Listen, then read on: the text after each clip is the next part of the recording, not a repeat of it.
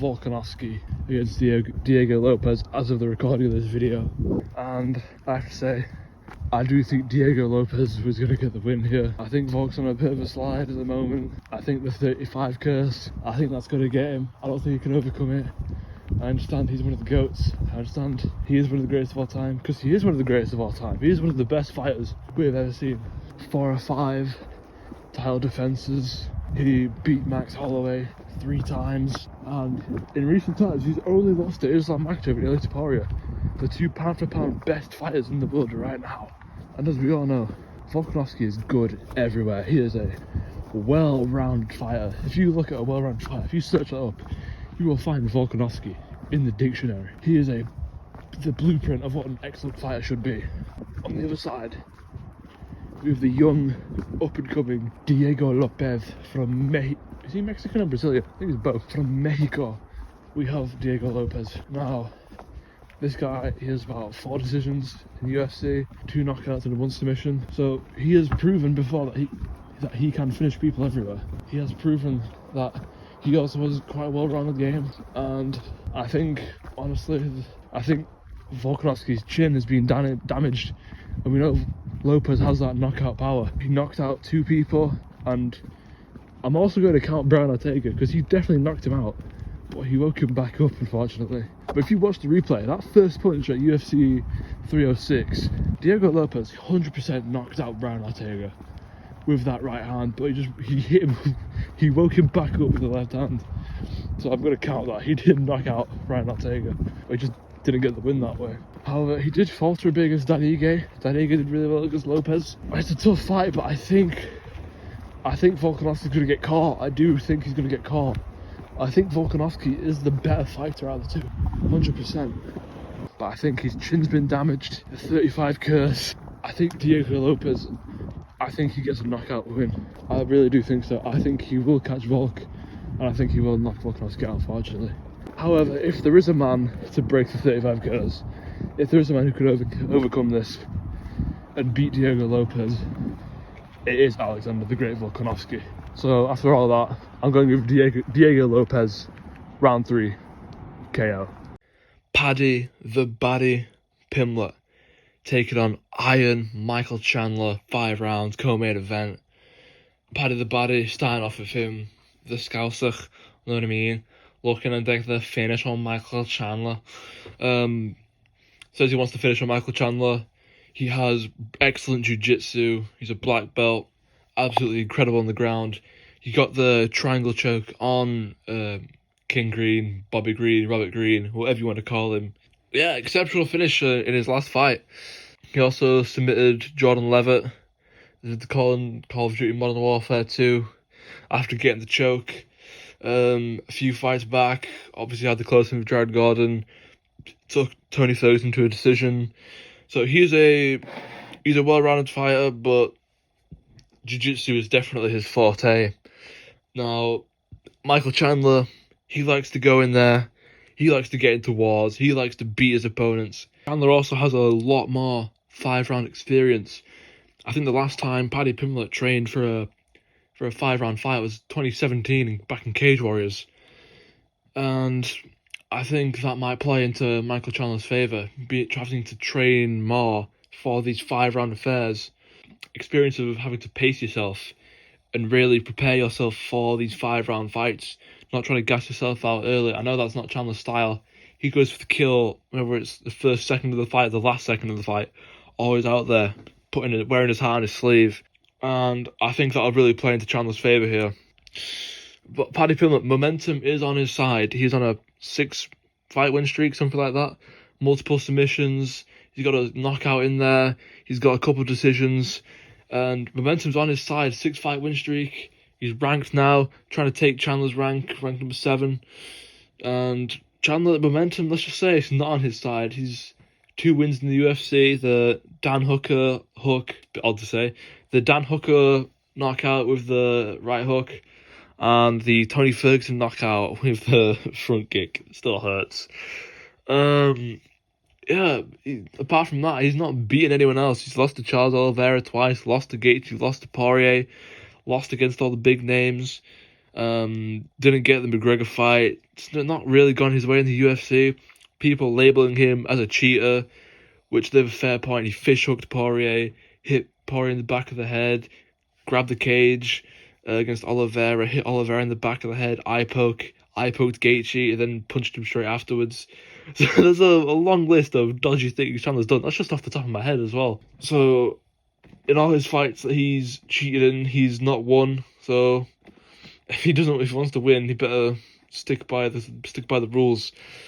But I do think Paddy Pimblett's going to get it done. I think Paddy Pimblett, he's got the momentum on his side. He's got a rocket ship boosting him, pushing him all the way to that title shot for the lightweight strap. Whether that's against Makhachev, whether that's against for a vacant title down the line. If Makhachev wants to move up, he is gunning for a title shot anytime soon.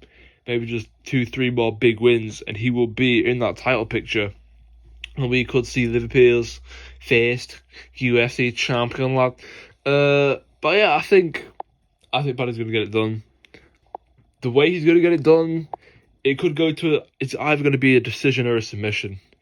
He's not gonna knock out Michael Chandler. He does not have the power for that. Michael Chandler, he's got a chin made of iron. That's why they call him Iron Michael Chandler. He will fight till the end. He's been knocked out a couple of times, but he's still got a solid chin on him. He's had multiple wars. He knows what it feels like to be in the fire. If Chandler composes himself and doesn't overswing, he may get the knockout on Paddy. But Paddy, as we know, he also has a chin on him. So this fight will either end in a submission or a decision. This will not end in a knockout, I feel. But with that being said, I think it'll be hard for Paddy to get a takedown on Chandler. Chandler's got phenomenal wrestling defense, a great wrestling background, a great wrestling pedigree. And British fighters, as we all know, they're not known for their wrestling expertise. But I don't think Paddy's going to get the takedown on Chandler. He's not going to be able to back Chandler against the cage. Chandler's going to be the one pressing forwards. The only way I see Paddy getting any sort of takedown or getting Chandler to the ground is probably through the clinch or through Chandler coming in and kicking his leg out, getting the trip, something like that. And then he jumps on a guillotine or a triangle just like he did against King Green. But with that being said, I'm going with a Paddy Pimblett submission round 4. Bryce Mitchell taking on Gene Silva in one of the key fights in this main card. Really looking forward to this. The build-up has been absolutely exceptional. Bryce Mitchell, Gene Silva, this has been a religious build-up, if you will. They've been going back and forth. Bryce Mitchell calling out Gene Silva being a demon. Gene Silva pulling out the flat earth, pulling out the globe at the press conference. Get everyone to chant F you Bryce at the press conference. Absolutely sensational build. As far as the fight goes, Bryce Mitchell, he's more of a grappler, he's more of a wrestler. That's been his forte throughout his career so far. Very good on the ground, good jiu-jitsu. Has one of the only twisters in UFC history. I think the second one ever. And yeah, Bryce Mitchell, I think he'll be able to get the takedown. Very good on the ground. Recently, only lost to Josh Emmett and Ilia Topuria. The Josh Emmett, that was a brutal right hand. And Ilia Topuria just outclassed. Ilia Topuria is one of the top 3 pound-for-pound fighters in the world right now. So we can't really fault him for that. Ilia is no longer in the title picture in featherweight. He's in lightweight now. And Gene Silva, more of a striker. He has that power, vicious power. And if he catches Bryce, it could be Josh Emmett all over again. It could be done for Bryce Mitchell if Gene Silva manages to hit him with a good shot. Undefeated in the UFC, just like all the fighting nerds. He will be looking to continue that unbeaten streak for the team. Bryce Mitchell is coming into this as the biggest underdog on the card. But I'm going with Bryce Mitchell. I think Bryce Mitchell will be able to get it done. I think he's got the Lord on his side. He's been praying hard, working on his farm, working on his wrestling takedowns, trying to get him to the ground, holding there some vicious ground and pound, looking for a submission, yeehaw. And he's going to be looking to make Gene Silva into a farm animal of his. He's been looking to cook Gene Silva out there, beat him up, bloody him on the ground, go for a submission, get the finish. And I think he might. I think he might get the finish on Gene Silva. in this 3-round period. I think he will be able to nullify the striking of Gene Silva by holding him down. I don't know how good Gene Silva's grappling is. I don't know how good his jiu-jitsu is. I don't know how good his takedown defense is even. But something's telling me that the Lord is on Bryce Mitchell's side. And Bryce Mitchell will get the finish. I'm going with Bryce Mitchell. Submission, round 3. One of the fights on the card, debuting in the UFC, Patricio Pitbull taking on Yair Rodriguez. Now, I had to do some research for this fight. I had to whip out the notepad. Don't really know much about either fighter, but I did the revision for my prediction this time. Starting off with who some consider to be the Bellator GOAT, Patricio Pitbull. He is good everywhere. He's good on the feet, good on the ground. More of a boxing style from Pitbull.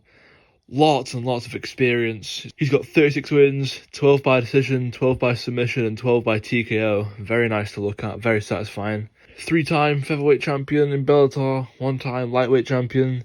He's beaten Michael Chandler. He's fought Benson Henderson. So, wide range of competition from Patricio Pitbull. He tends to use lots of feints in his fights. He likes to take the center of the cage, control the pace. Prefers the boxing, prefers to stand, doesn't use a lot of body or head kicks, but he is quite good at mixing in the leg kicks with his boxing. Quite a lot of 5-round experience, similar to Yair Rodriguez in recent times. He's had 2 3-round fights since 2016. He won one of them, and he lost one. He lost out to Benson Henderson due to injury with his leg. He's quite a short fighter for the weight class. He tends to fight people that are taller.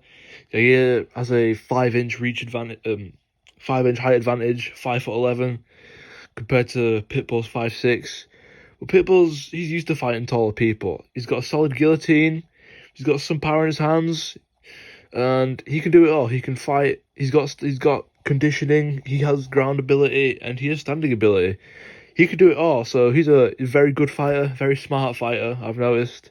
He knows how to pace himself in the 5-rounders, and he knows what he's doing. He's got a high guard typically, and he's a very, very good fighter. Probably the best fighter in Bellator history.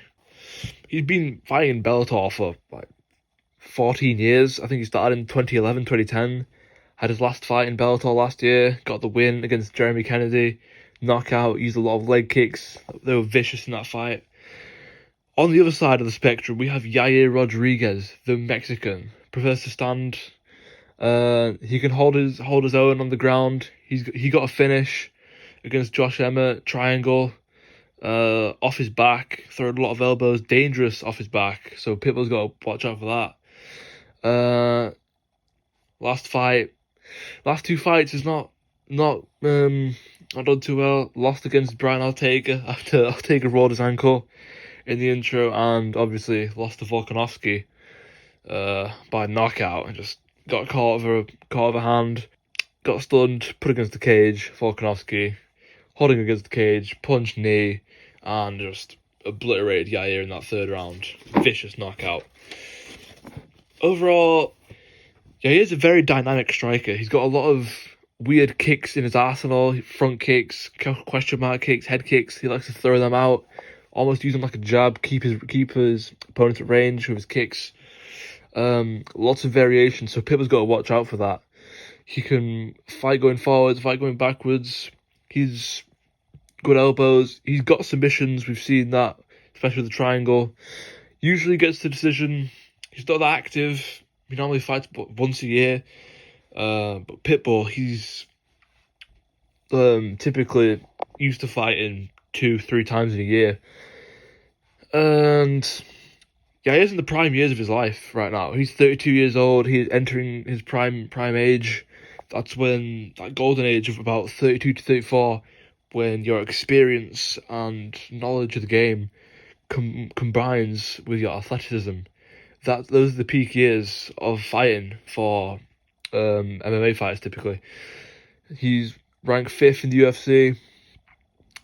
A lot younger than Pitbull. Pitbull's 37, 38. So in the athleticism perspective, he does have the advantage there. Overall, my prediction, I think Yair is going to get a decision win. I think he'll manage to keep Pitbull at range of his kicks and all that variation. I don't think Pitbull know what to expect. I think Yair is so good at mixing up the attacks with his punches and his kicks. I don't think Pitbull will be able to handle it personally. Lots of variety in his strikes. Pitbull's more of a boxer as well. He doesn't typically use his kicks apart from leg kicks. He likes to use his hands to get the job done. The other way I can see Pitbull beating Yair is catching him with right hand, a counter strike maybe, because Yair is open for counter strikes. I think that is Pitbull's one of his few options to get the win here. Maybe you can get a takedown and hold the top position, but both men prefer to stand, and I don't see this fight going to ground. I think Yair will be able to defend takedowns if Pitbull goes for them. So I think Yair is going to get the decision win over Pitbull here. Nikita Krylov take on the man who beat Jon Jones, Dominic the Dominator Reyes. Starting off with Nikita Krylov from the Ukraine, but got a mining family for his background. In his fights, he usually gets to finish, rarely goes to a decision. Sick back tattoo, by the way. Can we just talk about that for a second? Great addition, sick back tattoo. This man's got 16 submissions, 12 TKOs. He is a finish master. This guy rarely gets out of the first round. Back in 2023, beat Ryan Spann with a triangle choke in the first round. Wild fight, grappling wise. He got rocked early on. There's a wild exchange. Got wobbled a bit. He was in danger of having to be in Darce choked by Ryan Spann, but eventually he took control, and there were some more wild scrambles. Got the finish. Before that, he fought Volkan Ozdemir, beat him with a decision. Before that, he beat Alexander Gustafsson. This is when Gus was out of his prime, and yeah, he got him with a knockdown early on. Started hunting the finish, non-stop pressure, hit him with a head kick, and then that knocked Gus down. Then in the end, he just managed to finish off with punches.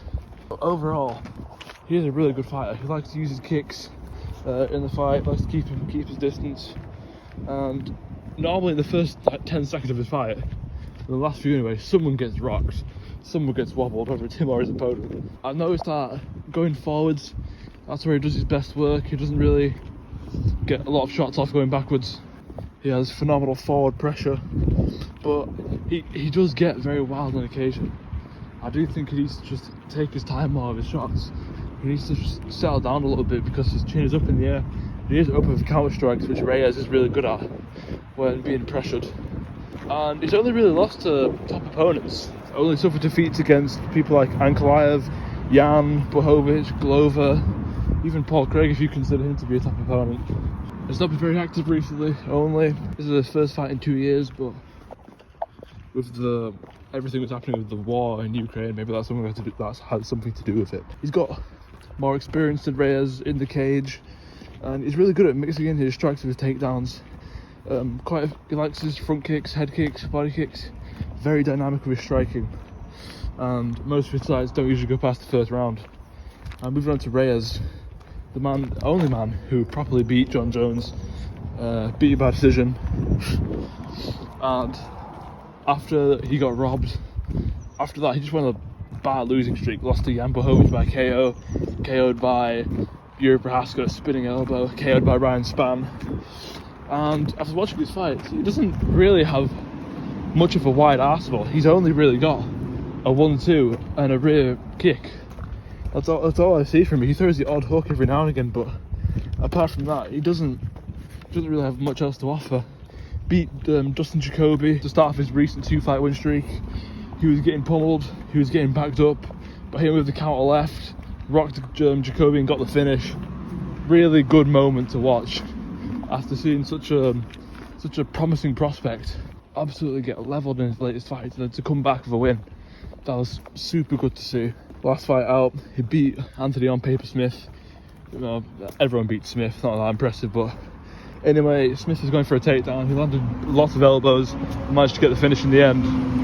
Reyes has actually fought higher level competition, I'd say, than Krylov overall. I know Krylov does have that fight against Ankalaev and Jan Blachowicz, but Reyes, as of recently, fought Jan. Reyes fought John Jones. Reyes fought Yuri Prohaska. I think that stacks up better than what Krylov has fought. When Reyes gets pressured, he always has that counter left hand open for him. Great, he's got a great straight left, just down the pipe, beautiful. And he can stun people with that. He did against Justin Jacoby in the Prohaska fight. He was winging that left hand out there, just trying to keep Prohaska off him constantly, and it was working to an extent. It was interrupting Prohaska's flow, sort of, until that spinning back over, obviously. But yeah, he's good with counters while being pressured. Overall, as a prediction, I'm saying Krylov by round 1 TKO. He's just more dynamic. He's got more variation in strikes. He's got a bit of power, and I think Reyes, after those knockouts against Span, Jan, and Yuri, I think his chin's been weakened, definitely. Krylov's got great submissions, like he showed against Span, the triangle choke. Very good submission specialist, always looking for the submission when he's on the ground to get the win. So I think Reyes could get subbed here. However, I do think as Krylov is coming in for a KO, I can see Reyes just catching him with something off guard, like a left hand, and then wobbling Krylov and finishing him there. That's a possibility. I think Krylov's better on the ground as well than Reyes. Although Reyes does have very good takedown defense, just like he showed against John Jones. John Jones couldn't get Reyes down for the most part, and when he did get Reyes down, Reyes was able to get back up onto his feet and continue fighting, and that's how he won rounds 1, 2, and 3, in my opinion, by keeping the fight on the feet and outstriking John Jones in rounds 1, 2, and 3. However, if the fight does go to the ground, if you can get Reyes down, he will hold him for the whole round, I think, until they get stood up by the referee. Because Krylov tends to not really put any work in on the bottom. He tends to just farm control time and just hold his opponents there on the ground.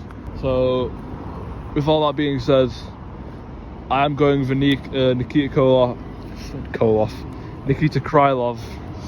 about the USSR, Mid-South Wrestling 1986.